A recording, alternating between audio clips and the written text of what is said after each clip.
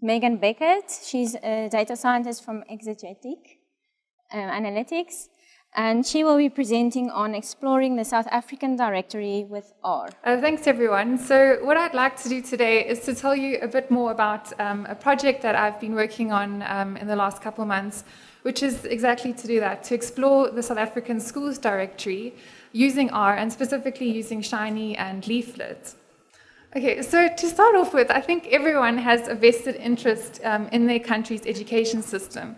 So let's explore South Africa's education system. And I could start off by painting you a picture, by showing you images, because we know that an image says 1,000 words. And I could show you pictures of some of the most rural schools in South Africa compared to some of the most top-end schools that are thought of as top-end internationally, even though we have such a wide range of schools in South Africa. Or I could show you some graphs that highlight how poorly we're performing, even on some of the international assessments, even compared to other developing countries. But what I'd like to do today is to paint my own picture with some data. And the data in question are some Excel files from the Department of Basic Education website, basically listed here. There's one for each province, and they define what we call the master list of schools in South Africa. So my aims with this were to take these seemingly forgotten Excel files on the DBE website and turn them into something useful that others could actually take advantage of. But also my second aim was to actually more personal and to learn some more Shiny and also learn about Leaflet and using OpenStreetMaps. As I started to investigate the data and explore it a bit more and the various variables that were available to me, I decided to focus on these key areas, which is specifically the learner and educator number of a school, the quintile, which I'll discuss in a bit more detail just now, the sector, which describes whether it's a public or a private school, the phase, which describes whether it's primary school or high school, and then whether it's rural or urban. So as we should do, is start out with some basic data exploration, and these are just some graphs to start painting a picture of this data set that I have. As we can see here, this is the number of learners and number of teachers in schools in South Africa, and the majority of the number of learners in a school are probably about 100 to 200, and the number of teachers is generally about between 20 to 40 teachers in a school.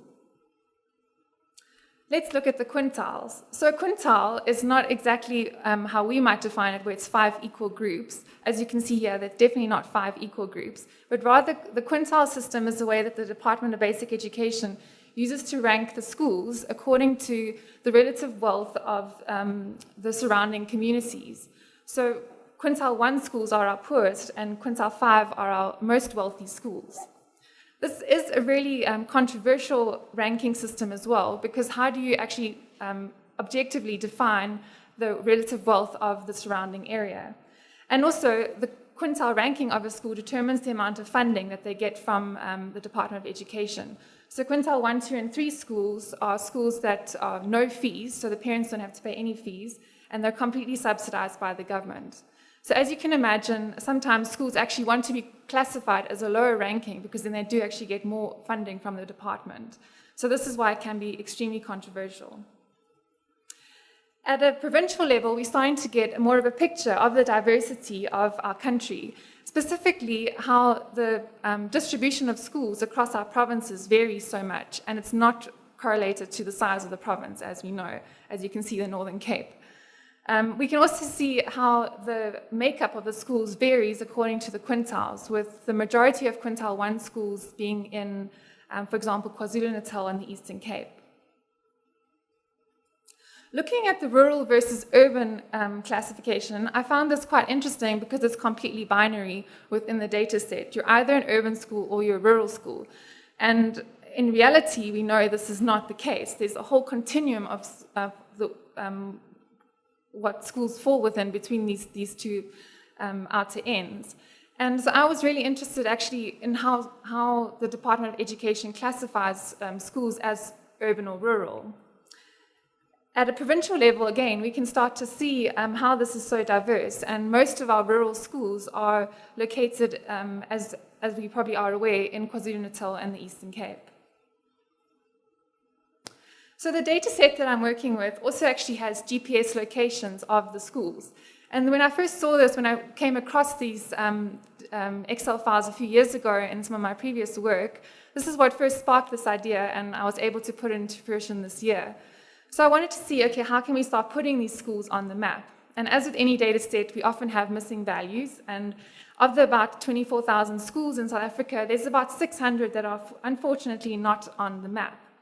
So my first step was to actually start looking at how to geocode some of these missing schools. We heard earlier from Natasha about using ggmap, and this is definitely one of the most well-known packages for doing geocoding, specifically the function geocode, making use of Google. But yeah, unfortunately, as was mentioned earlier, or I think it's unfortunately, you now have to register an API key. There's also, it's over a certain limit, you have to start paying per request. So they've really clamped down on how you can use it. And also, I wanted to go the open source route. So I started looking at using OpenStreetMaps.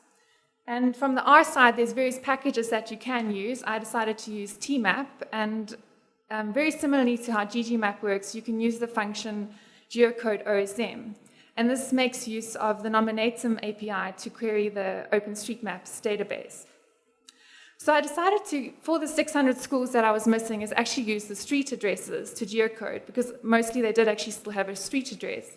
But I very quickly realized that this was not very successful, mostly due to the formatting of the addresses, but also due to challenges such as this.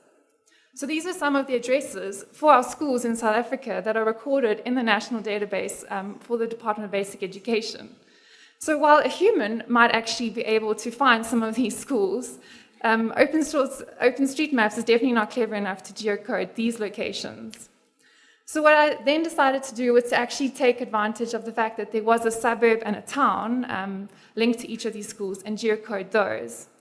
I did a quick map to just plot these, and it turns out that a lot of the villages in South Africa have sister villages around the school, around the globe. And so what I did is then actually use the bounding box coordinates of South Africa to filter those and just include the ones that have been geocoded to South Africa.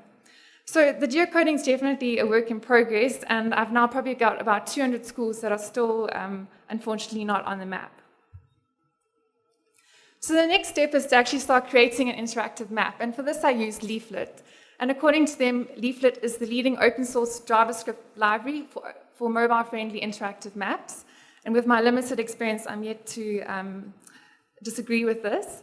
And the R package makes it really easy to work with and incorporate maps into R. And furthermore, it has really great integration with Shiny.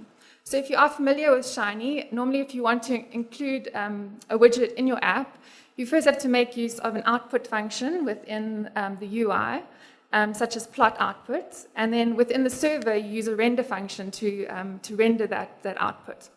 And in using Leaflet, you simply use Leaflet output in the UI and Leaflet render Leaflet in the server. So this works really well, except if you want to start using reactive expressions or something that's going to change the data on the map. And you don't want to have to redraw the map from scratch every time, which was what render Leaflet would do. So this is where Leaflet proxy really comes in handy, and this is what I decided to use. And you use it in place of Leaflet, and what you mostly do is actually focus on just building the base map that's not going to change with Leaflet, and then make use of Leaflet proxy to incorporate the reactive part and the part that is especially going to be changed by your user. So this was important for me in terms of my design decisions and thinking about how to actually build this map and this app, because I wanted the user to be able to explore the data sets with these variables. So specifically, how can we determine the size of how the school is plotted by the learner number and the educator number? And then how can we change the color of how the school is plotted by these variables that we're interested in? So crucially important for me is starting simple and thinking in terms of software development, what's your MVP? And for me, I just wanted to focus on getting the schools plotted on the map. I then looked at how can we include a pop-up that has some basic information about each of the schools. I also spent quite a bit of time actually looking at how can I define the radius so that when you actually start exploring the data, it still makes sense. And this is still a work in progress. So what I want to do now is actually take a look at the map and show you what I've produced.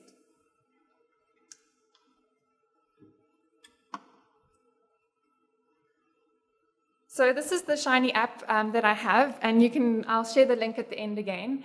And what's really interesting is we can straight away see the geography of our schools in South Africa. And I've plotted, you can change on the side here, you can change to color the schools by different variables. At the moment, we've got the color by quintiles. But what I also really like is as you zoom in, for example, let's go and have a look at KwaZulu-Natal, and we can see the extreme saturation of these really tiny, very rural schools across the whole of the province. What you also see on the side here is I've defined a reactive expression to actually filter the data in view so that these graphs on the side will update as you viewing the schools to show you what's relevant to what's in view at the moment. We can zoom out. These are really nifty little easy buttons that Leaflet also calls them to zoom in and out. And if you want to locate where you are, we can zoom in. It's going to take us right into Sandton, and you can see the schools in our surrounding area around here. At the moment, these are coded by learner number and size, but what I also found interesting is we can very quickly see where there's missing data, so the gray areas are missing data, and this seemed to me to also be clustered geographically. We can also see, for example, here the high concentration of schools in Soweto, and that these are mostly quintile 3 and 4 schools, and then quintile 5, the top-end schools in the center of Johannesburg. Just zooming back out again, something that's, for me, a really interesting observation is looking at the location of our schools, and that actually there's a legacy of apartheid that's been etched into actually how our schools are located across South Africa. So what do I mean by this? Well, if you look at, for example, the Eastern Cape over here, and thinking of the homelands that were established under apartheid law, also called Bantustan, to actually force black populations to live in certain areas in South Africa. I'll show you on the About page, I've included a GIF here. So there were 10 locations around South Africa where black people were actually forced under apartheid law to go and live. And you can see using this amazing GIF that I created just with the Wikipedia Bantustans trying to overlay it on my map, how the location of our schools and the geography of our schools in South Africa still echoes apartheid legacy. And we know that apartheid has had a huge impact on our education system, but for me this was just a really interesting observation. I've also included a way to actually download the data now that I've also processed and cleaned, including those updated GPS coordinates. So I hope that perhaps the DVE can probably make use of this data instead of those Excel files on the website. And you can choose to download specifically for, per province. I'll also be including some additional parameters in here to filter the data by quintile if you just want to look at specific quintiles of schools.